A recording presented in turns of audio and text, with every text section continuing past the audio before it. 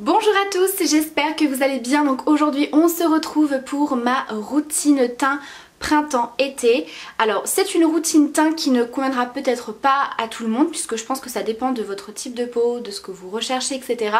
En tout cas moi en printemps-été, quand il commence à faire beau, un petit peu plus chaud, je préfère personnellement utiliser beaucoup moins de produits sur ma peau et des textures beaucoup plus légères. Donc je n'utilise pas de fond de teint. Alors on va dire que c'est un fond de teint poudre, donc je considère ça un petit peu comme un fond de teint, mais voilà, je n'utilise absolument pas de fond de teint fluide, de fond de teint liquide, etc. Et je trouve que c'est beaucoup plus agréable à porter quand il commence à faire chaud. Voilà, donc ça va être un teint assez rapide à faire, assez naturel. Ce sera pas le tutoriel pour vous montrer comment faire un teint zéro défaut. Donc voilà, en tout cas j'espère que cette vidéo vous plaira. Et bien sûr si ça vous intéresse, je vous laisse avec les explications. C'est parti, donc bien sûr avant d'appliquer mes produits make-up, je suis bien sûr venue nettoyer et hydrater ma peau. Donc en ce moment j'utilise deux petites nouveautés de chez NYX, donc je vous en reparlerai prochainement. Il s'agit de la gamme Aquabella et donc j'utilise en ce moment la gelée purifiante micro-exfoliante usage quotidien. Élimine l'excès de sébum et gomme les irrégularités. Donc j'aime beaucoup parce que c'est une gelée qui est très fraîche, qui est assez liquide, qui ne mousse pas énormément et les grains sont vraiment très doux. Donc c'est vraiment un gommage vraiment tout en douceur pour la peau. Donc voilà, en ce moment je suis en train de tester ça. Je trouve que c'est un bon nettoyant quotidien. Ça n'assèche pas la peau, ça n'agresse pas. Donc écoutez, pour l'instant j'en suis plutôt contente. Et j'ai également reçu avec l'émulsion hydratante révélatrice de beauté qui matifie, lisse, révèle l'éclat. Alors ce que j'aime beaucoup avec cette crème, c'est qu'elle a vraiment un côté hyper hydratant, mais elle vient également flouter l'apparence des pores. Alors c'est quelque chose qui se voit beaucoup plus au fur et à mesure des utilisations. C'est une gamme qui est pour les peaux mixtes. Donc écoutez, pour l'instant j'en suis assez contente puisque moi qui ai une peau plutôt normale à grasse, elle me convient totalement, elle est assez hydratante sans laisser de film collant ni brillant. Vous voyez, je l'ai appliqué et il y a vraiment un toucher complètement mat et lisse sur la peau, un petit peu comme une base de teint, mais voilà, j'aime beaucoup. Donc je vous en reparlerai prochainement au niveau des résultats, mais j'aime beaucoup. Et je vais venir hydrater mon contour des yeux. Alors en ce moment j'utilise celui que j'avais reçu de chez Kiehl's. C'est le contour des yeux à l'avocat qui est extrêmement connu chez Kiehl's. Alors j'aime beaucoup l'utiliser parce que il a vraiment un côté hyper hydratant. Vous voyez, quand on l'applique on a vraiment cette texture assez épaisse. Et vous allez voir que quand il va commencer à sécher, enfin je pense pas que vous allez le voir à la caméra, mais je pense que voilà, on en entend beaucoup parler de ce contour des yeux. Ça se transforme un petit peu en eau et du coup on a l'impression qu'on n'a plus de matière à travailler. Donc moi je l'aime beaucoup parce qu'il est hyper hydratant et pour toute la journée c'est parfait. Ça fait vraiment bien tenir l'anti-cerne. Ça file pas dans les plis. Et je trouve qu'on garde vraiment l'hydratation toute la journée. Donc ça c'est vraiment un contour des yeux que j'aime beaucoup. Donc une fois qu'on s'est bien hydraté le contour des yeux et le visage, vous pouvez pourquoi pas choisir d'appliquer une base de teint. Moi j'en ressens pas le besoin puisque je vais beaucoup utiliser des produits poudre. Je vais pas utiliser de fond de teint liquide. Donc après à vous de voir si vous utilisez un fond de teint liquide, un fond de teint fluide, etc. Peut-être que vous aurez besoin d'une base de teint. Après il faut vraiment trouver une base de teint hyper légère qui soit pas trop siliconée, parce que je trouve sinon que moi ça fait un peu l'effet inverse quand il fait super chaud. J'ai l'impression que la base de teint elle ne tient pas. Après je pense que ça dépend de votre type de peau et peut-être du fond de teint que vous utilisez. En tout cas moi j'en utilise pas. Et voilà, comme je vous l'ai dit, moi c'est vrai qu'en printemps-été, quand il commence à faire chaud, je préfère appliquer le moins de choses possible sur mon visage. Et voilà, donc c'est parti, je vais commencer tout d'abord par venir corriger tout ce qui est rougeur. Voilà, en ce moment j'ai pas vraiment d'imperfection, mais j'ai surtout voilà, des cicatrices et des rougeurs assez localisées. Donc je vais utiliser mon correcteur de chez Estée Lauder. Donc ça je vous l'ai présenté plusieurs fois, c'est un produit que j'ai reçu de la part de la marque. Et voilà, j'en suis complètement dingue depuis que je l'ai reçu. C'est vraiment un correcteur, c'est pas un anti-cerne. Vous avez vraiment toute une déclinaison de teintes par rapport à la correction dont vous avez besoin. Donc moi j'ai pris la teinte jaune. Vous avez bien sûr des teintes plus rosées, plus orangées, également une teinte verte pour vraiment les rougeurs très marquées, très rouges. Et vous avez deux embouts, une couvrance plutôt légère et une couvrance plutôt forte. Alors la couvrance légère, on a une texture un petit peu plus fluide et qui est un petit peu plus glowy. Et le côté couvrance un peu plus forte, on a une texture un peu plus épaisse et qui est beaucoup plus mate. Donc moi je vais utiliser le côté couvrance assez forte. Et je vais en appliquer là où j'ai besoin de couvrance. Parce que je vais utiliser un fond de teint poudre. Donc qui n'apporte pas non plus une énorme couvrance. Et qui n'est pas autant couvrant qu'un fond de teint fluide, un fond de teint un petit peu plus épais. Et je vais également m'en servir comme anti-cerne. J'ai pas spécialement de cerne creusée. On va dire que voilà, je suis un tout petit peu plus bleutée. C'est assez léger. Peut-être que c'est un petit peu amplifié en caméra. Mais moi, ce que je recherche au niveau du dessous de l'œil, c'est vraiment quelque chose qui illumine. Voilà, donc du coup, je vais appliquer là où j'en ai besoin. Et je vais venir estomper tout ça avec un petit pinceau de chez Sephora, donc c'est l'anti-cerne Fini Naturel 57 et je viens tout simplement tapoter.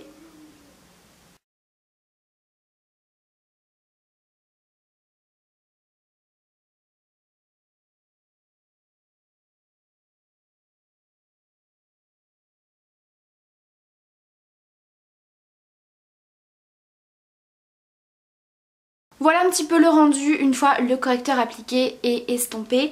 Je vais ensuite tout simplement venir poudrer mon visage avec ma poudre de chez MAC.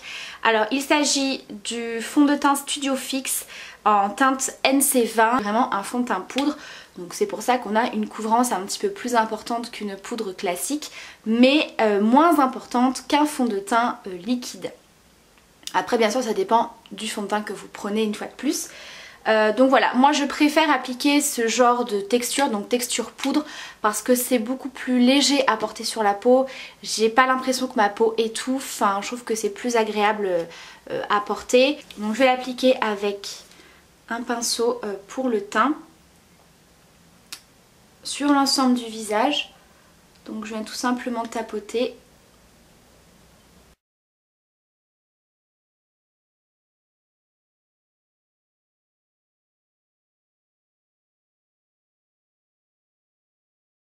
Et ensuite je vais légèrement venir poudrer ma zone T, donc vraiment le front, le nez, les ailes du nez et vraiment au niveau des joues pour flouter un petit peu l'apparence des pores et un petit peu le menton. Donc pour ça je vais utiliser une poudre de chez Clinique que j'avais reçue il y a pas mal de temps maintenant, donc je pense qu'elle doit encore être disponible. C'est la Stay Matte poudre matifiante universelle de chez Clinique. Alors celle-ci c'est vraiment une de mes poudres matifiantes préférées parce qu'elle est extrêmement fine. Quand on en prélève au pinceau, on a l'impression qu'on applique vraiment pas du tout de matière et pourtant elle fait vraiment bien son boulot, donc elle est vraiment transparente. C'est vraiment celle qui est le moins pigmentée en teinte transparente comme ça. Voilà, donc le front, le nez, ici et un petit peu le menton. Voilà. Ensuite je vais aller faire mes sourcils hors caméra pour gagner un petit peu de temps.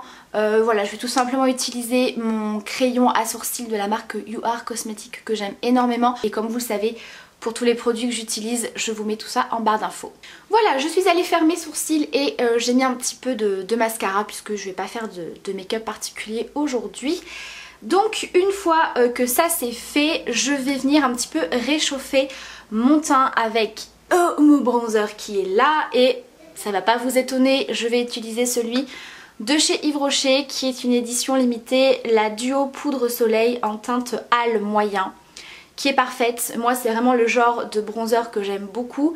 Alors certaines vont préférer les bronzers un petit peu nacrés, un petit peu pailletés. Moi c'est vrai qu'en termes de bronzer je préfère les bronzers complètement mat. Pour appliquer mon bronzer je vais tout simplement mélanger les deux teintes avec un pinceau. C'est entre le pinceau blush et le pinceau poudre, vous voyez, il n'est pas trop petit, pas trop large. Et je vais tout simplement l'appliquer comme ceci. Donc je l'applique tout en faisant des mouvements circulaires. Comme ça estompe déjà le produit. Et on a quelque chose d'un petit peu plus naturel. Vous voyez, quand j'estompe, je vais carrément au niveau des joues, très légèrement. Vraiment pour donner ce côté ensoleillé. Et franchement, ce bronzer, je l'adore. Voilà, je vous l'ai présenté plusieurs fois, c'est vraiment une très belle découverte et je le trouve parfait pour les peaux très claires comme la mienne. Ensuite niveau blush, j'utilise beaucoup de blush rosé ou teinte corail, vraiment des teintes assez lumineuses avec généralement des petites nacres. Donc celui que j'aime beaucoup ressortir en printemps-été, c'est celui-ci, donc c'est le Pinky Love de chez Elsa Makeup, qui est donc qui fait donc partie de la palette Warm Lights. Il a vraiment une couleur hyper belle. Ouh, je suis très très blanche, le soleil sort. Et vous allez voir, c'est ce blush, vous pouvez très bien vous en servir sans rajouter d'highlighter. Parce qu'il est hyper lumineux. Mais bon, moi en printemps-été, highlighter, j'adore mettre la dose. Ensuite je reprends mon petit pinceau poudre et je viens légèrement tapoter comme ceci pour fondre tout ça ensemble et que ça fasse pas de démarcation. Et ensuite highlighter, alors là bien sûr quand c'est l'été comme ça vous pouvez vous amuser à mettre un petit peu plus highlighter, je trouve que c'est hyper joli. Vous le savez, si vous voulez un highlighter un petit peu plus pigmenté, vous humidifiez votre pinceau.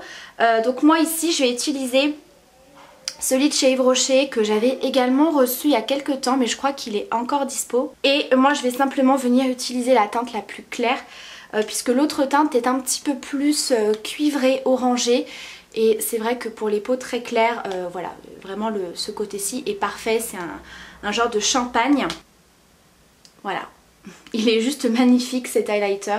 Franchement pour un highlighter Yves Rocher, il n'y a rien à dire niveau pigmentation. Sur l'arête du nez et le bout du nez, l'arc de Cupidon, et j'en applique un tout petit peu sur l'arcade sourcilière. Alors après bien sûr si vous voulez un maquillage hyper rapide, hop vous passez un petit peu comme ça. C'est vraiment ce que j'aime faire l'été, de l'highlighter sur les paupières, un peu de mascara et ça suffit. Et ensuite je vais en appliquer également un tout petit peu dans le coin interne avec le doigt. Et bien voilà pour le rendu final de ma routine teint. Donc écoutez, j'espère que ça vous aura plu. Donc voilà, c'est quelque chose je trouve de beaucoup plus naturel, de beaucoup plus frais. Alors n'hésitez pas à me dire en commentaire si vous changez complètement de routine teint en printemps-été. Si vous êtes comme moi, que vous préférez alléger un petit peu les produits, les textures des produits, ou si au contraire vous ne changez absolument rien par rapport à l'automne-hiver. Donc voilà, c'est quelque chose que moi je trouve beaucoup plus agréable à porter et beaucoup plus joli à porter en fait en printemps-été. Voilà, donc en tout cas j'espère que ça vous aura plu. N'hésitez pas à me dire en commentaire ce que vous en avez pensé, à me dire un petit peu voilà votre routine teint au niveau du printemps-été, les produits que vous utilisez. En tout cas je vous embrasse très très fort et je vous dis à très vite pour la prochaine vidéo. Ciao!